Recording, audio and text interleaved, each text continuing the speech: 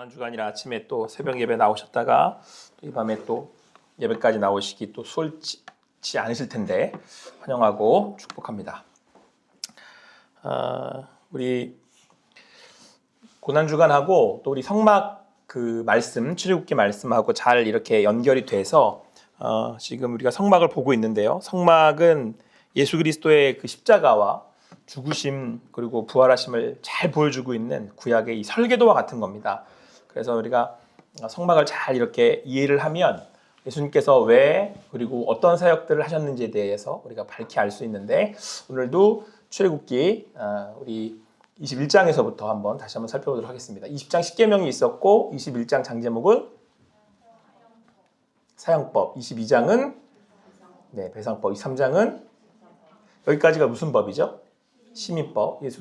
하나님을 믿는 자녀들로서 어떻게 살아가야 될지를 이제 이야기하고 주고 있다면, 그래서 24장은 신의 산 언약 체결. 그래서 우리가 피의 언약으로 하나님이 하나님의 자녀 삼으실 때에 어떤 우리의 공로나 어떤 우리의 어떤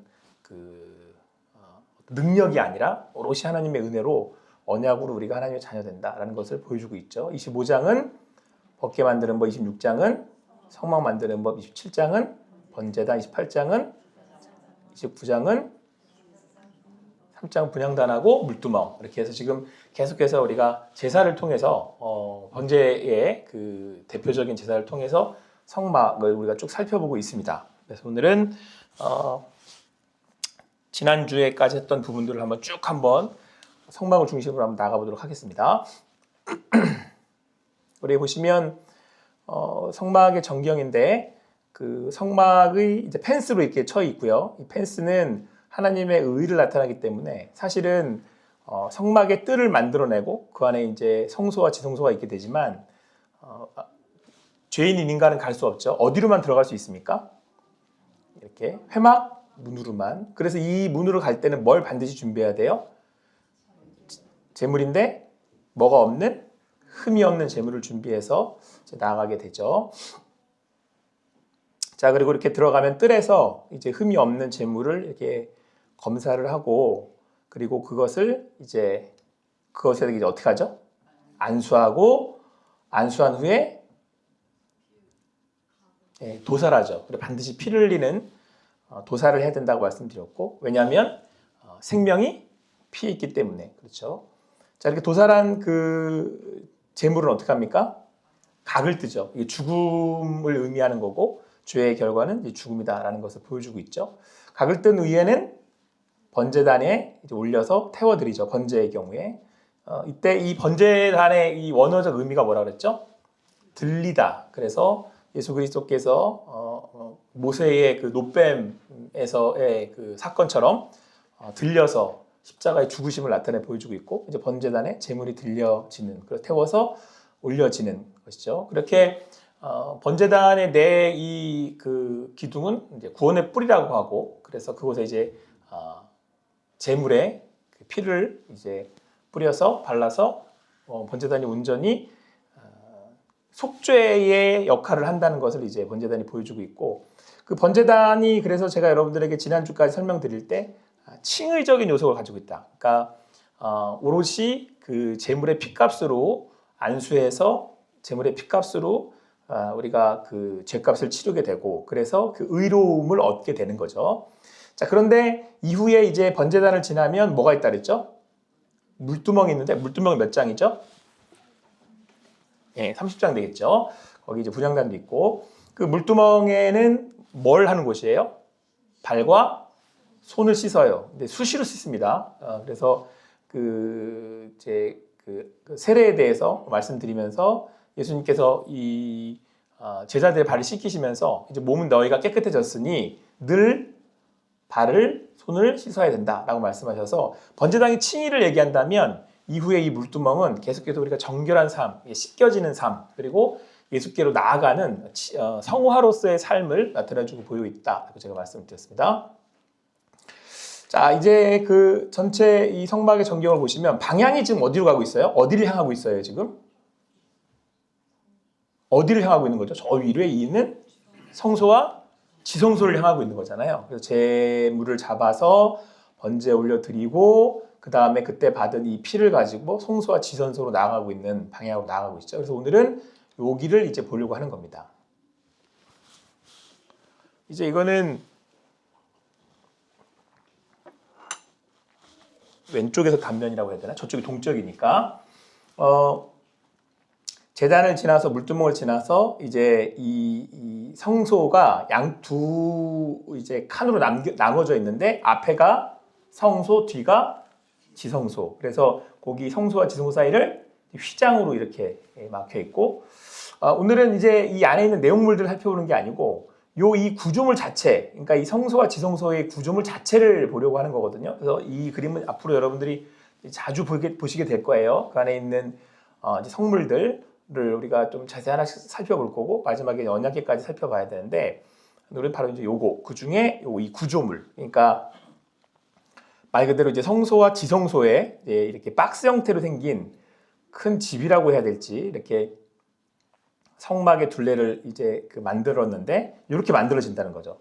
크게는 세 가지로 살펴볼 수가 있는데 하나는 널판지들이 이렇게 총 몇 개요?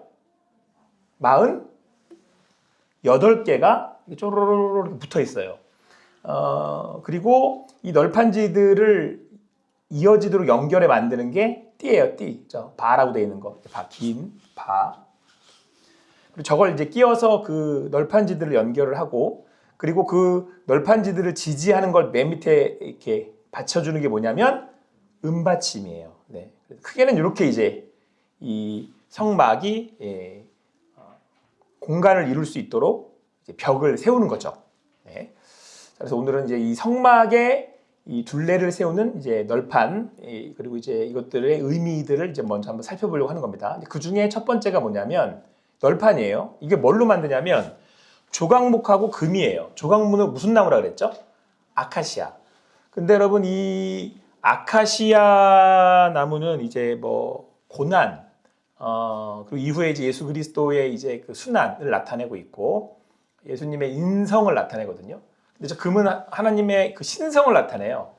그래서 널판을 이제 금으로 이제 이렇게 쌓는 거죠. 이렇게 금으로 바른다고 해야 될지. 그래서 인성과 신성을 나타내고 그래서 그렇다면 이제 이 신약에 와서 저걸 볼 때는 저 널판이 누구를 지금 의미하고 있는 것 같아요? 신성과 인성을 다 하고 있다라고 의미를 갖고 있으니까 예수님을 나타내고 한다는 거죠. 그래서 널판이 예수님을 또 나타내지만 또 한편으로는 예수님은 이 땅에 오신 이유가 우리를 이제 작은 예수로 우리를 또 하나님의 자녀 삼아 주셨잖아요. 그래서 널판 하나하나가 또 그리스도인을 뜻하는 거죠. 그래서 널판들이 저렇게 막 이렇게 총 38개가 딱 이렇게 맞아틀어 가지고 이렇게 딱 벽을 치고 성소와 지성소를 만들 수 있도록 이제 그렇게 구조물이 이루어집니다. 같이 한번 읽어볼게요. 시작.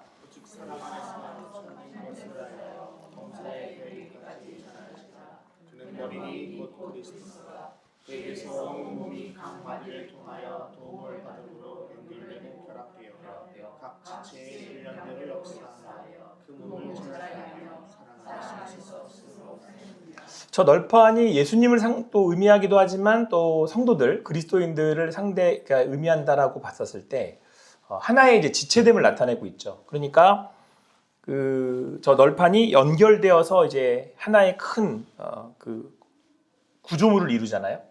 그러니까 오늘 예배소 4장 16절 말씀, 15절 말씀처럼 예수님이 머리가 되고 우리가 각 몸이 각 마디를 통하여 이렇게 도움을 받아 연결되는 것처럼 결합되어 있다. 그러니까 지금 저 구조물이 그런 연결된다는 것을 보여주고 그것이 예수 그리스도 안에서 이렇게 연결되어 있다라고 하는 것을 이제 구조물이 보여주고 있다라는 거죠. 그래서 그것을 본다면 여러분 저 구조물이 결국에는 구약에서 이제 이 성막을 이루어 제사를 하게 하는 구조물이었지만 그렇게 제사를 이루어서 온전히 예수님으로 인하여서 우리가 구원을 받게 되었을 때 저 구조물이 결국에는 상징하는 게 뭘 것 같으세요? 맞아요. 네. 우리 지금 최근에 우리 형전사님이 대학원을 다니고 있어서 공부를 열심히 하나 봐요. 바로 대답이 나오네, 교회라고. 자, 그 교회예요, 교회. 그러니까 그 여러분 지금 성막을 우리가 이렇게 그 배우고 있는 이유는 뭐냐면 여러분들 예수님이 그냥 뚝 떨어지셔가지고 교회를 만들어 이렇게 해서 교회를 만든 게 아니고 교회도 이미 그 의미에 대해서 어디서 지금 예언이 되고 설명이 되고 있는 거예요. 구약에서 고스란히 보여주고 있는 거예요. 그러니까 예수님이 갑자기 나타나 역사적 어떤 그런 그 히스토리도 예수님 나타내는 그 단어지만 어쨌든 이게 나타나셔가지고 야 내가 지금부터 새로운 공동체를 만들 거야. 그래서 만드신 게 아니라 이미 예수님은 구약에 있는 그 피의 언약을 이루시는 예언을 성취하시는 메시아로서 오셨을 뿐만 아니라 그 예수님이 또 가시면서 뭐라고 그러시냐면 또 다른 누가 오실 거라고 그래요? 보혜사가 오실 거라고 얘기했잖아요. 그 얘기는 그 성령이 임하시는 공동체인 교회도 나타내 보여주시는 거고 그 공동체는 이미 성막 안에서 설명이 되고 있다는 얘기예요. 그러니까 여러분들 성막의 구도가 이렇게 그려지잖아요. 구조가 뜰이 있고 성소가 있고 지성소가 막 이렇게 있잖아요.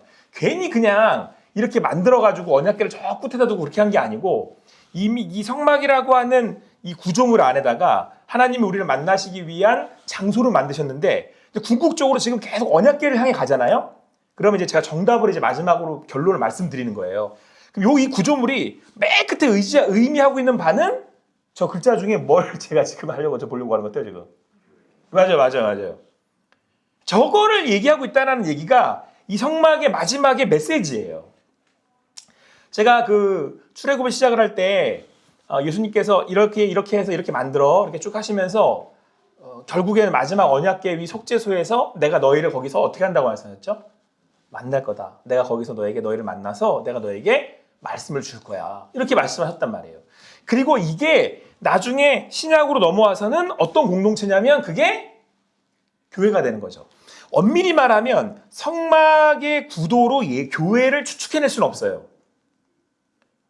그러니까 성막을 보고는 구약에 있는 성막을 가지고는 이스라엘 백성들이 야 이게 널판지로 이루어졌으니까 이게 연결돼 있으니까 이게 예수님을 상징하고 이게 한 명 한 명의 성도를 상징하는 거야 하는 유대인들은 알 수가 없어요. 그들은 어렴풋이 보는 거예요. 근데 우리는 예수님이 오심으로 이거를 다 해석해 버리시는 거예요. 구약을.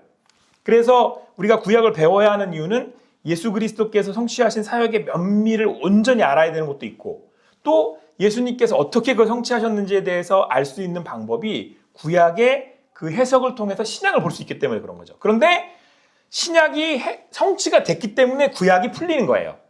그러니까 구약이라고 하는 자물쇠가 있었는데 그걸 예수님이랑 열쇠가 이렇게 열어주신 거예요. 그래서 이게 딱 따진 거예요. 안 그랬으면 그 성막의 그 안에 있는 구조물들이 뭘 의미하는 건지, 왜 저건 저기에 박혀 있는 건지, 저기 위치하고 있는 건지, 왜 널판지로 만들고 금으로 만든 건지 그런 것에 대한 의미를 알 수가 없었다라는 거죠.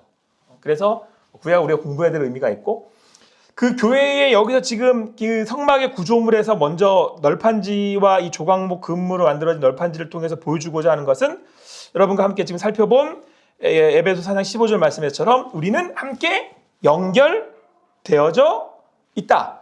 예수 그리스도 안에서 우리는 하나로 연결된 하나의 지체다. 라고 하는 사실을 성소와 지성소가 보여주고 있다. 이게 너무나도 중요하다는 거죠. 자, 그래서 그 다음에 이게 어떻게 연결됐냐면 보시면 뭘로 연결돼 있어요? 저 바로 연결돼 있잖아요. 긴 바로 껴가지고 연결돼 있잖아요. 그래서 여러분 저 연결된 의미에 대한 이 구조물의 의미가 있다는 거죠. 같이 한번 또 읽어볼게요. 시작.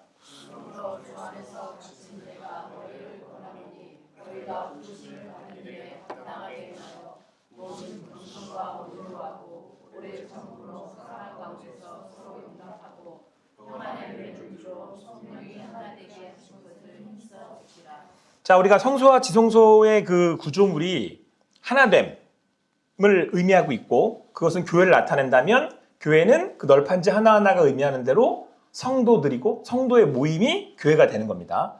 이거는 엄청난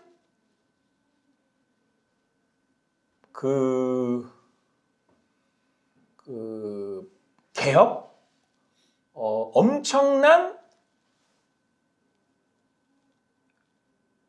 전환이에요. 그러니까 여러분 지금 이게 우리는 여기 교회를 이루고 있으니까 그냥 교회인가 보다 이제 이렇게 생각을 하시고 교회를 다니고 있으시잖아요. 그런데 여러분들 최근에 이제 고난 주간에 말씀 계속 이제 마태복음 말씀 제가 보고 있는데 계속 예수님은 십자가로 가시고 있단 말이에요. 이렇게 십자가로 가시면서 이제 십자가의 죽음을 향해 나아가시는 거죠.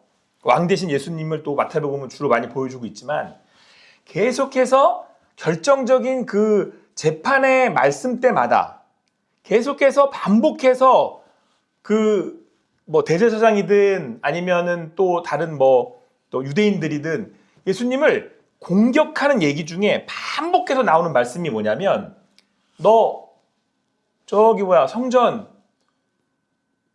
다 허물어버리고 며칠 만에 진다 했어. 이 말씀이 반복해서 나와요.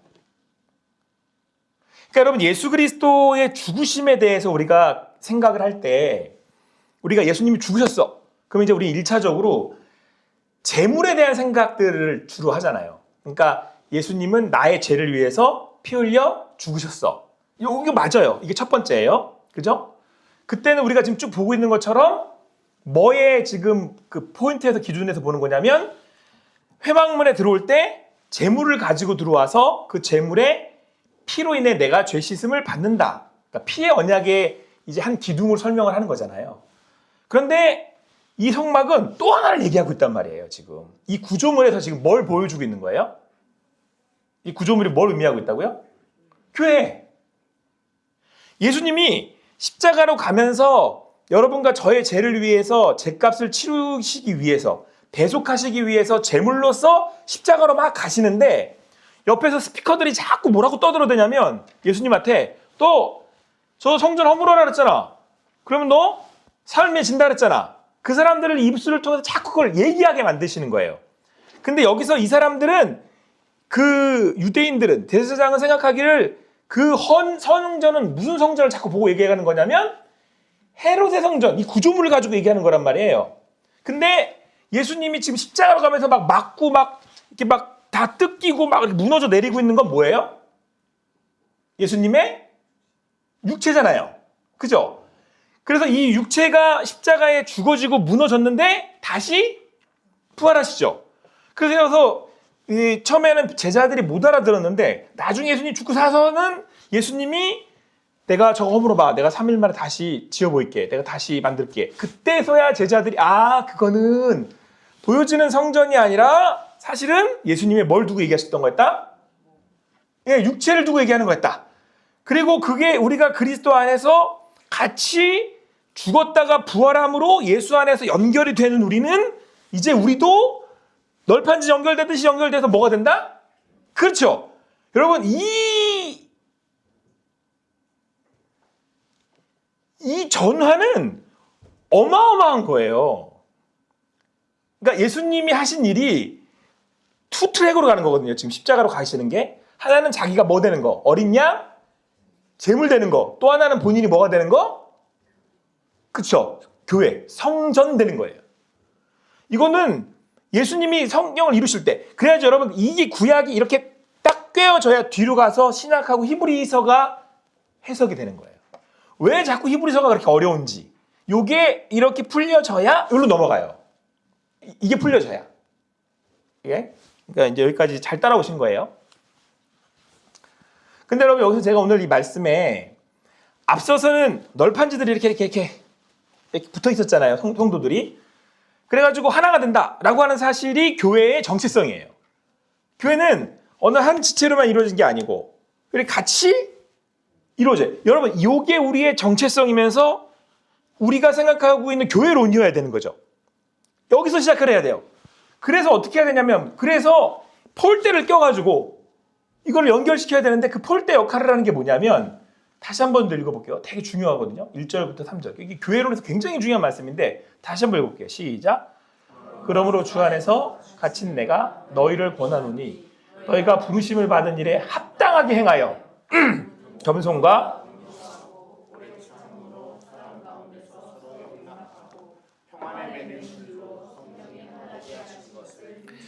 자 여러분 교회 성령을 얘기할 때 우리가 헬퍼 보혜사라고도 얘기하지만 이 교회의 영이라고 그러거든요. 성령을. 그래서 예수님이 가시고 우리가 성전된 우리가 이렇게 모였을 때 여기에 누가 임하시는 거냐면 성령이 임하시는데, 성령이 하시는 역할이 뭐냐면 뭘 하신다는 거야, 성령이. 성령이 하나. 만약에 교회 하나 된 걸 깨, 그걸 성령 해방죄라 그러는 거예요. 그러니까 교회가 하나 되는 걸 내가 이걸 방해해. 교회가 교회 되는 걸, 교회가 교회로서 이렇게 연합할 수 있게 만드는 걸 내가 깨. 그럼 내가 뭐 하는 거라고요? 성령을 해방하는. 왜? 성령이 하시는 일이 뭐니까. 대표적인 건 이제 복음을 이제 반하는 거죠. 복음을 반하는 거죠. 근데 여하튼 성령이 하시는 역할은 이걸 하나둘 자꾸 교회를 이렇게 하나둘 묶는 거예요. 근데 우리가 그 성령이 하시는 일에 동참하는 거예요. 평안에 매는 줄로 성령이 하나 되게 하신 것을 어떻게 해라? 그러니까 여러분, 우리가 이렇게 모이잖아요. 자꾸 모이잖아요. 우리는 모여야 돼요. 지체이기 때문에. 예수님이 머리가 되시고 우리는 그 지체로서의 역할을 교회로서 감당을 해야 되거든요. 그래서 우리는 성령의 전이에요. 성령이 우리 가운데 오셔가지고 자꾸 뭐 하시냐, 우리 자꾸 모은단 말이에요, 하나로. 그러니까 우리는 더 그 성령의 그 인도하심을 따라서 뭘로? 평안에 매는 줄로. 그 위에 이제 좀 자세한 말씀은 제가 디테일하게 설명 안 드리겠지만, 모든 겸손과 온유로 하고 오래 참음으로 서로 가운데 서로 용납하고 서로 평안을 매는 줄로 자꾸 우리가 어떻게 돼? 우리가 어떻게 되도록? 이게 하나가 되도록 같이 힘써서 지켜야 되는 거예요. 뭐를? 교회를. 마지막 때가 가까울수록 너희는 더하길 어떻게 하기 힘써라? 모이게 힘써라. 그게 교회 되는 거예요. 여러분, 제가 목회자로서 여기 우리 호선학교에 왔어요. 뭐 하게 하기 위해서 왔을까, 이거를? 교회가 이게 하나 되게 하기 위해서 온 거예요. 저는 성령과 함께 성령의 인도하심으로 교회를 하나 되게 하기 위해서 온 거예요. 그러니까 우리가 애써서 뭘 지켜내야 되냐면 교회가 하나 되게 하는 거. 전 여기에 목숨 건 사람이에요. 어떻게든 교회가 안 해. 근데 여러분, 전 이렇게 보이거든요. 그러다 제가 이거예요. 제가 자꾸 하나 되게 하려는 걸 힘쓰려다 보니까 은연중에 하나 되게 하지 않은 일들이 제게 어떻게 될까요? 느껴져요. 저는 어떻게든 하나 되게 하려고 하잖아요. 목회자는. 그럼 상대적으로 어떤 사건을 딱 보면, 아, 저거는 교회를 이렇게 하는 거구나 라는 게 느껴진단 말이에요. 여러분도 한번 애써보세요. 여러분도 교회를 하나 되게 하는데 한번 애써보세요. 성평령의 평안에 매는 줄을 자꾸 힘써보세요. 그럼 상대적으로 이런 거예요. 나는 자꾸 이쪽으로 갖고 땡기는데 저쪽에서 땡기면 이렇게 느껴져요. 이렇게 이렇게 땡기네 이렇게. 그러니까 여러분들, 우리는 평안에 매는 줄로 어떻게 해야 돼요? 이렇게 같이 이쪽에서 땡겨야 돼요. 같이 하나 될 수 있도록. 교회는 하나 돼야 되는 거예요. 예수 그리스도께서 교회를 자기 생명 주고 사셨잖아요. 여러분, 우리가 세례 지만 주려 했잖아요. 세례. 그랬을 때 여러분, 여기 나와서 이제 그 세례 이렇게 선서한단 말이에요. 그때 뭐예요? 그때 선서할 때 이 세례자들이, 제가 마지막에 그 반드시 다시 딱 찝는 게 뭐냐면, 이제는 우리는 여기 세례받은 여기 그 세례자는 예수 안에서 내가 죽고 다시 살았는데, 내가 그래서 구원함의 은혜를 얻었는데, 이제는 나는 한 교회의 지체가 됐다라는 거를 이렇게 질문하잖아요. 그럼 선서합니다. 이렇게 선서한단 말이에요. 이게 너무 중요한 성도의 정체성이에요. 그러니까 여러분들, 이게 교회를 건강하게 하는 거예요. 그러니까 우리가 새로운 시대를 맞이하고 여러 일들이 있거든요. 그러니까 시대가 바뀌며 여러 일들은 벌어져요. 그런데 그 여러 일들이 벌어진다고 해서 그렇게 부안내동하실 필요 없어요. 왜냐하면 교회는 한결같이 예수 안에서 하나이기 때문에. 그러니까 우리는 어떻게든 교회를 지켜내고 어떻게든 교회가 하나 되게 하는 게 우리의 사명인 거죠. 교회에 하나 되는 거, 평안에 매는 줄을 힘써야 된다. 자, 그런데 이 널판지를 받치고 있는 게 뭐냐면 은받침이거든요. 이거는 총 96개로 만들어졌고, 그러니까 생각해보면 널판지 하나에 은받침이 몇 개 쓰였다는 거예요? 2개가 쓰여서 받치고 있는 건데, 여러분, 여기서 성경에서 자꾸 은이 나오잖아요. 이건 다 속전세예요. 그러니까 생명값을 얘기하는 은은. 예수님은 몇에 팔리죠? 30 팔리죠. 요셉은 22편리죠. 이 속전, 이 생명값을 말할 때 은을 얘기하는 거예요. 그래서 속전세라는 걸 내고 그걸 가지고 이제 은받침을 만드는 거예요. 그러니까 여러분 궁극적으로 여기서 지금 뭘 얘기해주고 싶은 거냐면, 자, 교회 같이 읽습니다. 시작.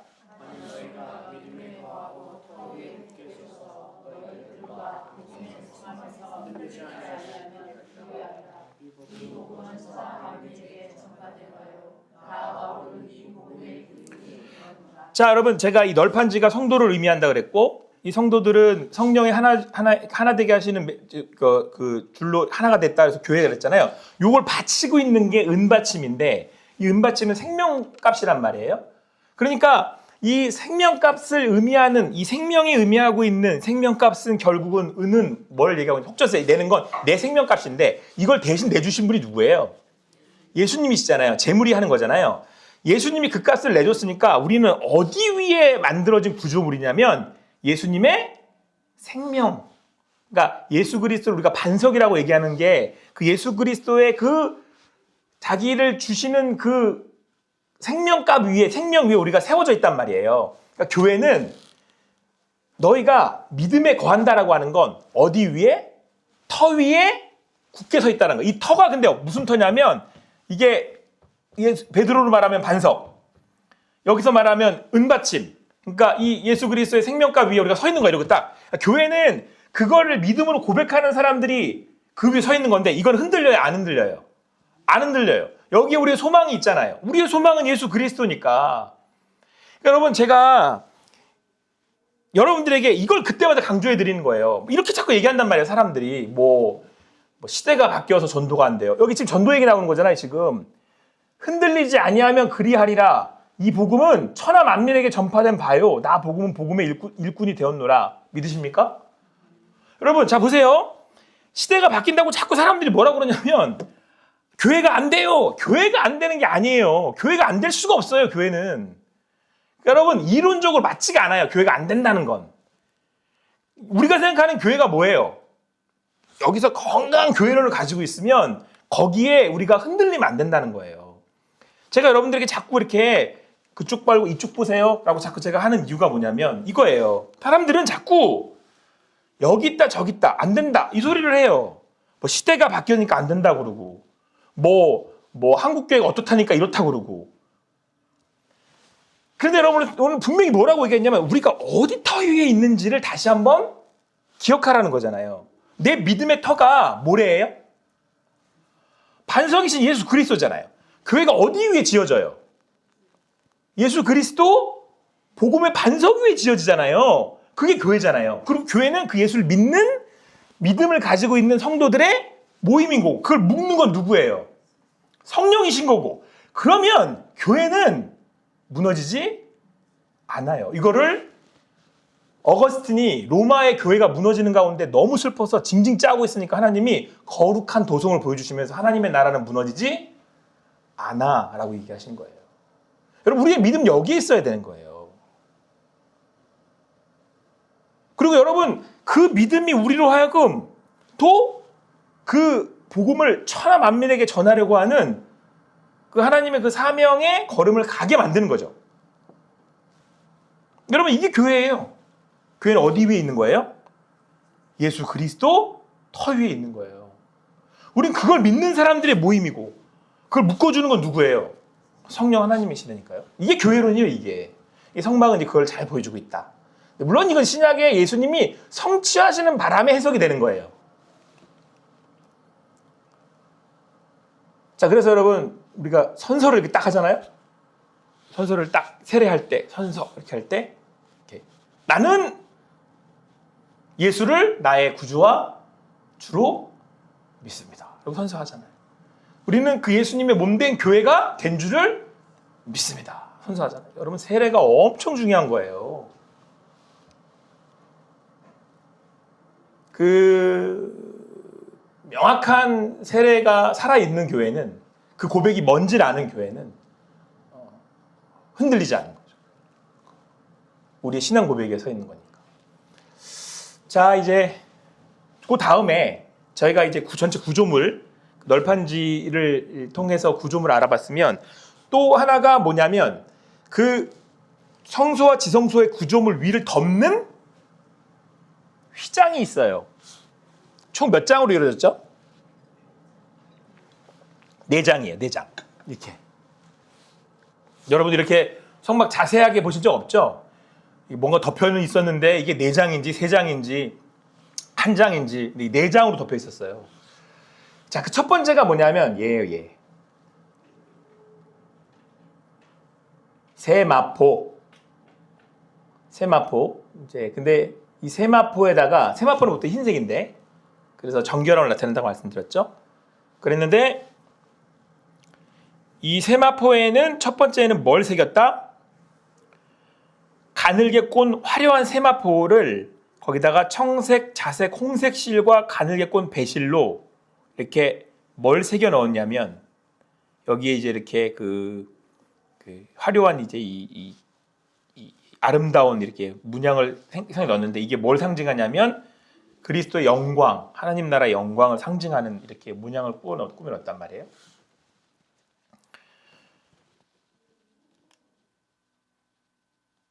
근데 여러분 여기 한 가지 이 세마포 이 본인들 어디에 있는지 찾으시는 거죠 지금?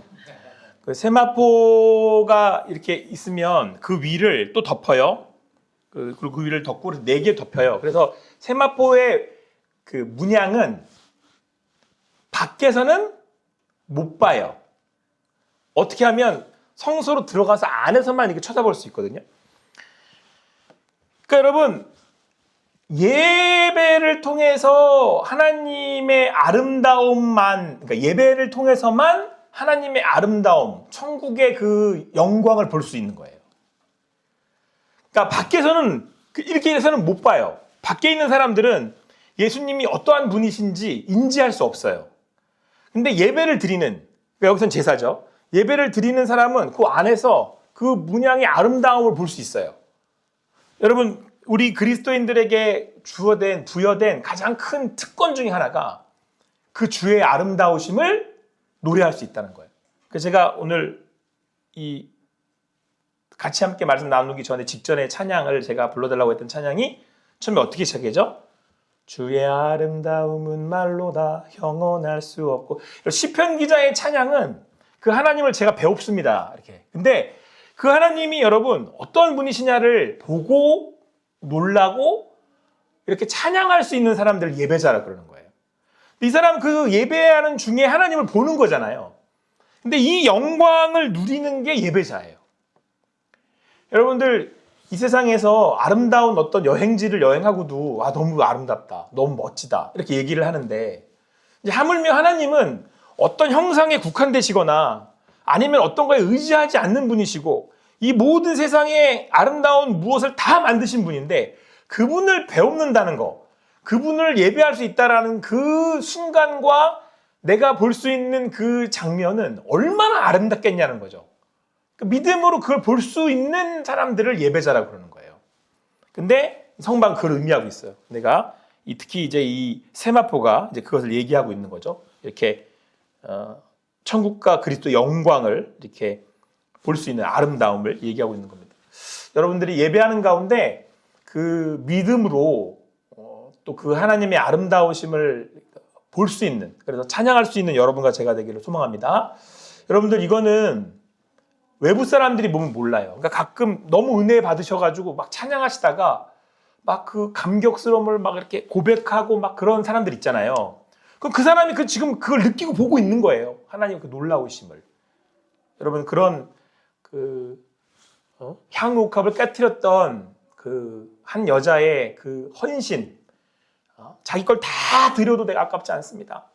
그 마음의 예배가 여러분들의 예배가 되기를 소망합니다. 그건 경험해 본 사람은 알아요. 자, 그 다음에 두 번째는 뭐죠? 염소털인데 여기 이 염소털은 그 흰색 염소털은 인간의 죄를 대신 짊어지고 광야로 보내진 아사셀 염소를 이제 나타내 보이고 있습니다. 여러분 그 1년에 한번 속죄일이 되잖아요. 그러면 보통 이제 속죄 제물로 뭐 양도 잡고 이렇게 잡는데 그 중에 특별히 이날은 염소를 잡아요. 대속죄일에는. 그래서 근데 염소를 두 마리를 잡아요. 하나는 속죄 제물로 쓰는데 하나는 아사셀 염소라 그래가지고 멀리 보내버려요. 이게 무슨 의미가 있냐면 속죄는 죄를 이렇게 그 안수해서 죄를 속하게 하는 거잖아요. 근데 이 하나를 두 개를 선택해서 하나를 멀리 보내버리는 의미가 뭐냐면 죄를 다시는 묻지 않겠다고 말씀하시는 의미를 가지고 있어요. 그래서 그 아사살 염소라고 그러거든요. 뭐 염소에 대한 그 해석은 또 뭐 몇 가지가 있더라고요. 근데 염소는 뭐 우리 인간의 고집, 죄성에 대한 것들 나타나고 있기 때문에 그렇다고 하는데 더 많은 그 의미를 부여하는 것 같아요. 좀 더 이렇게 큰 의미를. 근데 여하튼 그런 의미를 가지고 있어요. 그러니까 이 성막의 이 덮개 두 번째는 이 드려지는 제사를 통해서 우리가 죄의 그 사함을 받았다면 하나님이 우리를 어떻게 하신다는 우리 죄를 멀리 보내서 더 이상 내가 죄인 되었다라는 걸 묻지 않겠다라는 거예요. 근데 여러분들 이거를 죄에 대한 자범죄에 대한 자꾸 이해를 하시면 그 오해가 있으세요. 그러니까 이런 거죠. 아, 더 이상 내 죄를 기억하시지 않는다고 그랬으니까 내가 무슨 죄도 지어도 되겠구나. 이런 약간 오해가 생긴단 말이에요. 그런 의미에서의 하나님이 내 죄를 사한다는 게 아니고요. 하나님이 더 이상 나를 하나님에게 대적했던 죄인으로서의 나를 기억하시지 않고 나를 하나님의 자녀로 삼아 주시겠다라는 의미를 갖고 있는 거예요. 양자 삼으신 거잖아요.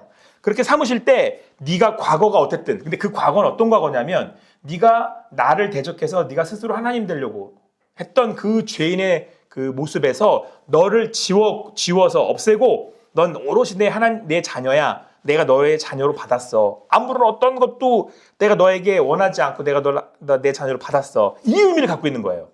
자꾸 여러분들 오해하시면 안 돼요. 그러다 보면 여러분들이 내가 죄를 또 짓잖아요. 그럼 어떻게 생각하냐면 죄를 또 지으니까 내가 하나님 앞에 자녀 되지 못하겠구나. 아, 난 자녀로서 자격이 없구나. 이렇게 생각한단 말이에요. 그게 아니고 자격을 지우시겠다는 거예요. 그러니까 죄인으로서의 과거를 지우시고 나를 새롭게 받아들이시겠다라고 하는 의미를 가지고 있어요. 그래야 여러분들 자 보세요. 그래서 회개라고 하는 그 과정에 하나님 앞에 나아가는 자녀로서의 삶이 이해가 돼요. 자, 제가 누누이 설명을 드리잖아요. 자, 한번 저기 같이 읽어볼게요. 7절부터 10절 같이 읽습니다. 시작.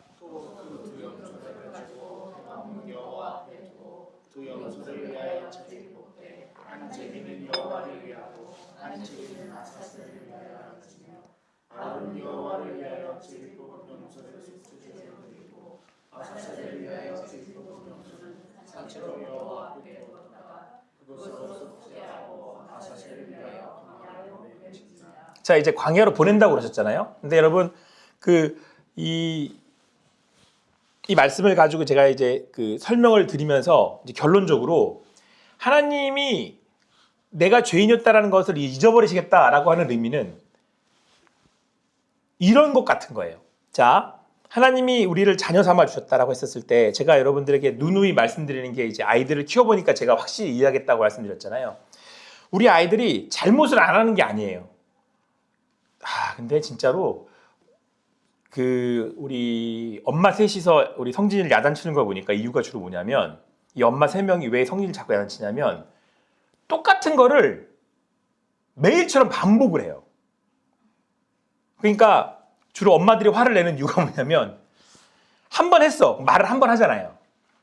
근데 다음에 또 그래. 남자들이 좀 이렇게 너무 이렇게 또 이렇게 수긍들을 하지 마세요. 나도 남자니까. 그러니까 남자들이 했던 걸 자꾸 반복을 해요. 근데 여자들이 생각하기에는 왜 저렇게 똑같은 방법을 또 할까? 이제 걔가 짜증나나 봐요. 그러니까 야단을 막 친단 말이에요. 여러분 근데 그렇다고 해서 엄마가 얘를 너는 똑같은 걸 반복해 또 죄 지었으니까 너는 내 새끼 아니야 이렇게 하나요? 안 그러죠. 이건 자녀라니까. 얘는 그냥 자녀예요. 얘는 자녀예요. 얘 정체성이 내 자녀야. 예수 그리스도를 통해서 우리가 구원함을 받았다는 건 이와 같은 거예요. 지울 수 없어요. 지워지지 않는다니까요. 뭐 하지 않는 한, 내가 예수를 부인하지 않는 한 절대 지워지지 않아요.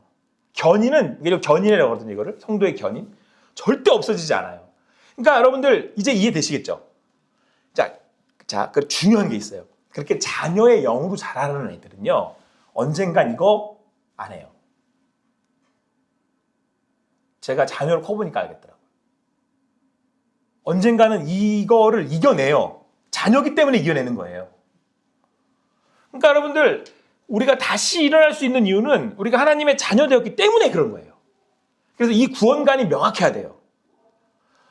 이 세상에 무엇도 하나님의 사랑으로 나를 끊을 수 없다 라고 하는 이 반석의 구원의 확신 위에 서 있어야 내가 변해요.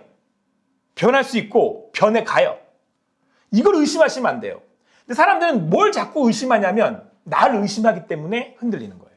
아니, 나야 의심하지. 나를 믿으면 안 돼요. 여러분, 왜 자꾸 나를 믿으세요? 누굴 믿어야 되는 거예요? 내가 마치고 있는 예수를 믿는 거지. 우리가 예수를 믿는 거예요. 예수를 믿기 때문에 가는 거예요. 그냥 교회는 예수는 우리의 소망이고 희망이시니까. 이해되시겠어요? 우리는 이렇게 그 은혜로 하나님의 자녀가 된 거예요. 이걸 여러분 우리는 잊으시면 안 돼요. 교회는 그런 곳이에요. 교회는 프로그램이나 아니면 어떤 그런 훌륭한 사람 몇 명에 서 끌려가는 게 아니에요. 교회는 그런 곳이 아닙니다. 교회는 돈으로 되는 게 아닙니다. 언제 교회는 돈으로 교회를 세웠어요? 언제 잘난 몇몇 지식 가진 사람들이 교회를 세웠어요? 아니에요. 교회는 어디 위에? 반석이신 예수 그리스도 위에. 믿으십니까? 이게 교회예요. 우리를 하나님 자녀 삼아 주셨대잖아요. 예수의 보혈로. 우리가 흔들리지 않는 이유가 여기에 있는 겁니다. 그 다음에 이제 위에가 순양인데 이 순양의 특징이 한 가지가 있어요. 순양의 가죽이 색깔이 뭐여야 되죠?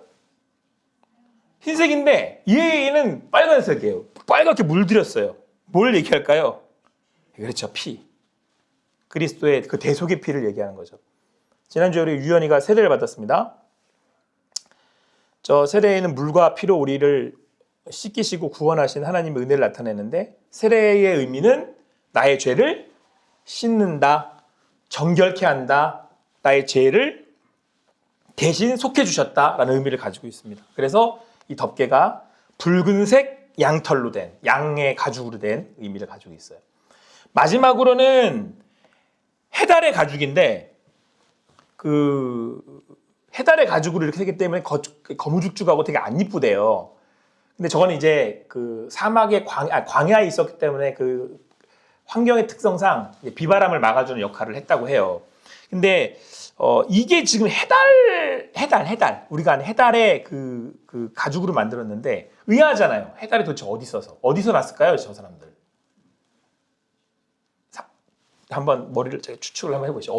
해달이 도대체 어디서 나? 해달이 광야에 애굽에서 나올 때 갖고 나온 거래요. 근데 그 애굽에서는 해달의 가죽으로 신발을 해서 신었대요. 그러니까 이 사람들이 이걸 가지고 나올 때는 뭘 해서 신어주려고 그런 거예요? 신발을 하려고 가지고 이제 나온 거죠.